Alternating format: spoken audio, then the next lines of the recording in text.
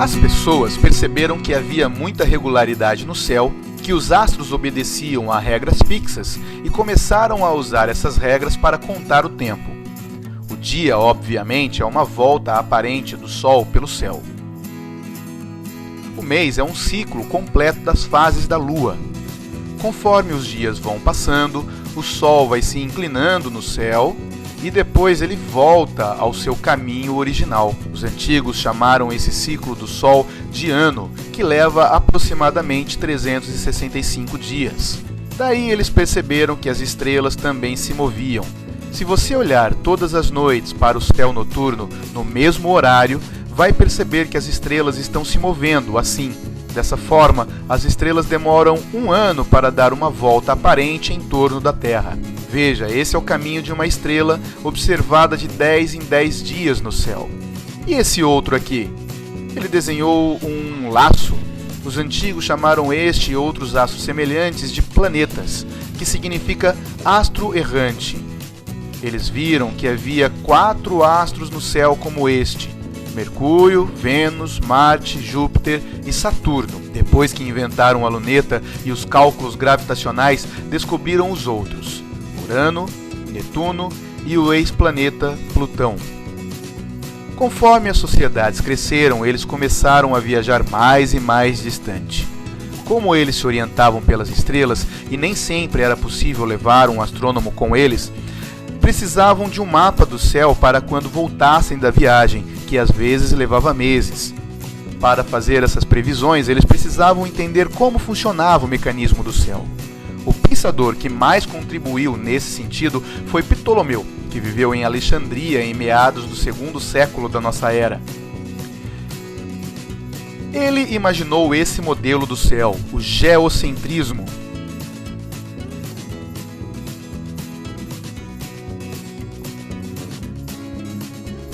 Note que os planetas giram em torno de deferentes, formando epiciclos.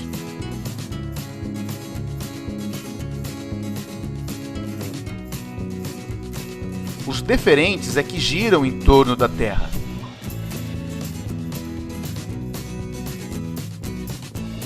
Esse modelo conseguia prever tudo muito bem, com alguns erros.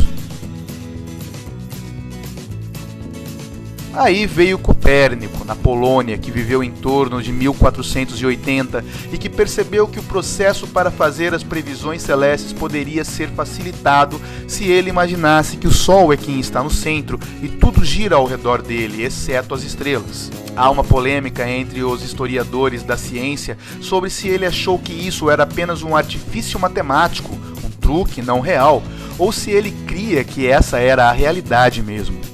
Mas o fato é que, por medo das autoridades religiosas da época, que pegaram o geocentrismo de Ptolomeu como uma doutrina, Copérnico não publicou o livro dele. Só no fim da sua vida, um amigo dele mandou imprimir o livro e ele então ouviu, quando já estava em seu leito de morte. Pouco tempo depois, na Itália, Galileu entendeu que o heliocentrismo de Copérnico era mais adequado para explicar a realidade do que o geocentrismo, por causa das experiências que ele fez sobre relatividade dos movimentos. Ele inventou muitas coisas, e entre elas uma luneta. Com ela, ele observou muitas coisas absurdas para a época. Ele viu que a Lua tinha montanhas e vales como a Terra, e não era lisa. Ele viu que Júpiter tinha luas. Observou os anéis de Saturno, mas não entendeu o que eram. Anotou apenas abas em seus desenhos. Ele também percebeu que havia uma infinidade de estrelas, muito mais do que se pode ver a olho nu, e que a região esbranquiçada chamada Via Láctea, desde Ptolomeu, era nada mais do que muitas e muitas estrelas. Com isso, o céu saiu da perfeição imaginária das tradições e se aproximou mais da realidade que conhecemos. A igreja não aceitou as ideias de Galileu e mandou que ele desmentisse tudo publicamente. Galileu teve decretada sua prisão domiciliar e proibição de ensinar. Mesmo depois de preso, descobriu ainda manchas no sol e de tanto observar o astro ficou quase cego antes de morrer. Na época de Galileu, Kepler, na Alemanha, corria de um lado para o outro atrás de emprego, fugindo de perseguições religiosas ou da família de Tycho Brahe, seu antigo chefe, de quem havia pegado anotações de anos de observações celestes, que o Kepler trabalhou para Tycho muitos anos e não se entendiam, porque Kepler era heliocentrista e Tycho geocentrista. Então, quando Tycho morreu, Kepler pegou os dados de posições dos astros de muitos anos de observações de seu chefe e foi embora. Com esses dados, Kepler conseguiu desenhar a posição de Marte. As anotações continham o ângulo de elevação e o ângulo de azimuth do planeta. Dessa forma, Kepler conseguiu desenhar várias posições de Marte e da Terra ao redor do Sol ao longo dos anos, porque ele queria encontrar alguma lei que regulasse esses movimentos. No começo, ele pensava que os planetas giravam como se presos em sólidos regulares perfeitos, mas as órbitas não se encaixavam. Depois ele imaginou que as distâncias eram proporcionais a notas musicais. Também não deu certo. Então ele desenhou um círculo ao redor das órbitas e... bingo! As órbitas eram achatadas. Ele levou muito tempo para identificar que eram elipses. E também percebeu que o Sol não estava no centro da elipse, mas em um dos seus focos. E quando o planeta passava mais perto do Sol, ficava mais rápido. Kepler não viveu tempo suficiente para explicar o porquê dessas leis, pois o que descrevemos superficialmente aqui, ele levou décadas para concluir e já era bem velho quando descobriu a terceira lei. Quem continuou o trabalho de Kepler foi Newton, que nasceu na Inglaterra exatamente 100 anos depois de Galileu. Ele tinha estudado muito sobre astronomia desde Ptolomeu, Copérnico, Galileu e Kepler, e um dia estava passeando no campo quando viu uma maçã cair e pensou: o que atrai a maçã para a Terra é o mesmo tipo de força que atrai a Lua para que ela fique girando em torno da Terra? Ele pensou isso porque sem a força de atração, a Lua sairia em linha reta, segundo sua primeira lei, a lei da inércia. E com as elipses de Kepler, Newton conseguiu descobrir a lei da gravidade. Toda massa atrai outra massa. Quanto mais longe as duas massas uma da outra, com menos força elas se atraem. E quanto maiores as massas, também maior a força de atração. Pronto, as bases da gravitação estavam lançadas. Daí foi só acontecer a Revolução Industrial para desenvolverem motores capazes de nos levar à Lua.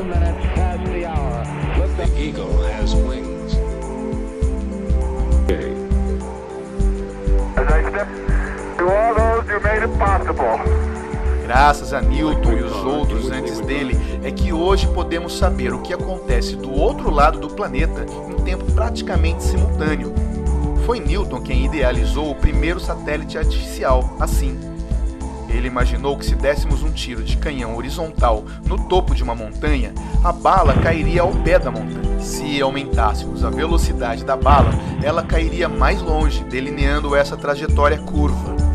E com mais velocidade, mais longe ainda.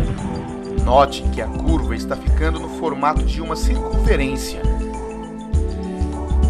Então ele pensou que poderia calcular uma velocidade adequada para que o projétil nunca atingisse o chão durante a queda, mas fosse acompanhando a curvatura da Terra numa órbita intérmina. E isso ele imaginou lá para os anos de 1700. O Sputnik, primeiro satélite artificial lançado pelo homem, só aconteceu em 1968. Hoje queremos ir para Marte. Uma empresa europeia está cadastrando pessoas para ir para lá colonizar numa viagem só de ida, agendada para 2025. É o projeto Mars One. O nosso conhecimento sobre o universo tem aumentado muito. Com o desenvolvimento das lunetas e telescópios, os astrônomos perceberam que existiam aglomerados de estrelas que se atraíam e giravam em torno de um centro.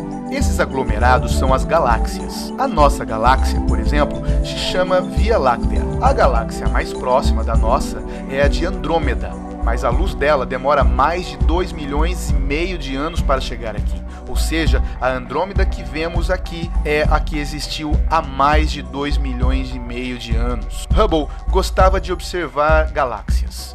Ele observou em 1929 que todas as galáxias visíveis estavam se afastando da Terra. Dá para saber a velocidade das estrelas pela luz que elas irradiam. A luz vai do vermelho ao violeta. Quando as estrelas se aproximam da Terra ou a Terra delas, a luz fica mais para o lado do violeta. Quando se afastam, fica para o lado do vermelho. Com a diferença da cor da luz durante o ano, Hubble percebeu que o universo estava se expandindo. Daí veio a teoria do Big Bang. Se o universo está se inflando, então um dia foi muito pequeno, do tamanho de um átomo ou menor. Durante muito tempo imaginou-se que a expansão do universo está desacelerando por causa da força gravitacional, que vai atraindo tudo.